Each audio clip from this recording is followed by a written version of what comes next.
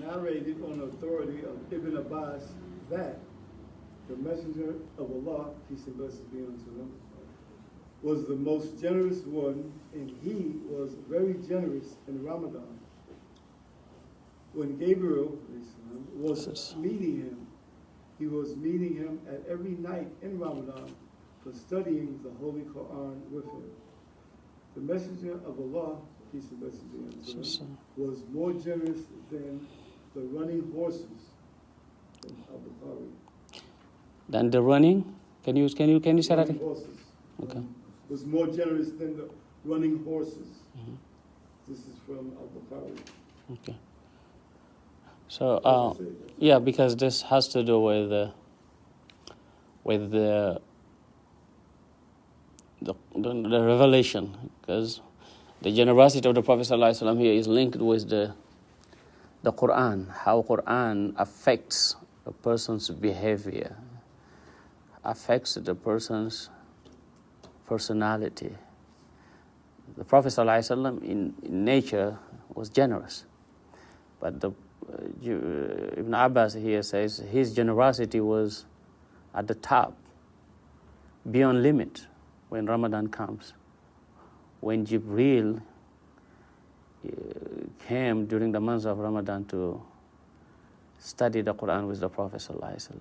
And Jibreel used to come every single month of Ramadan to review or to revise or to study the Quran with the Prophet ﷺ. And Ibn Abbas said the Prophet ﷺ was more generous than Ar-Rih al-Mursala.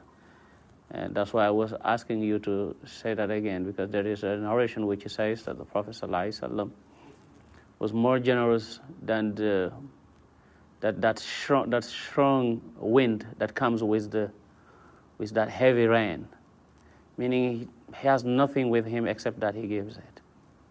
Anas said the Prophet ﷺ was never asked anything for the sake of Allah except that he gave it. You know, he was given one of the most beautiful clothes by a woman, and then he put it. A Sahabi saw it. The Prophet, this is very beautiful. Would you give it to me? He took it off and gave it to him. People were telling him, you know that the Prophet would never say no.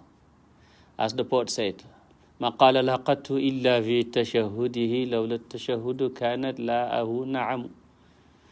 He never said no, except when he say Ashhadu an la ilaha illallah. So there he said there is no God but Allah.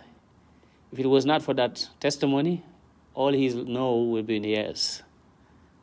لولا التشهد كانت لاءه نعم. Actually, this poetry is by Farazdaq, and he was praising the grandson of the Prophet sallallahu alaihi wasallam, Ali ibn al-Husayn ibn Ali min Fatimati Zahra bint Rasulillah. So if the grandson is like that, what do you expect from the grandfather?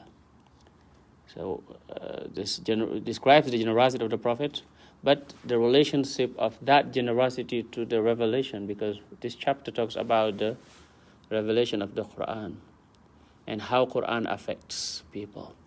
Prophet who was in nature the most generous man, yet Quran increases his generosity. So we want to be generous, we want to be good, we want to be beautiful, we want to be nice, we want to be, good in qualities and character. Quran. That's why Aisha when she was asked how the Prophet was, she told the questioner, have you ever read the Quran? He said, yes. He said, that's him. كَانَ خُلُقُهُ الْقُرْآنِ. Quran was his character. If you want to see a working Quran, look at Rasulullah sallallahu alayhi wa sallam. هذا صلى الله على سيدنا محمد على آله وصحبه وسلم آمين. Thank you, Brother Abdul Salam. Thank you for allowing me to read it. Yes. Allah.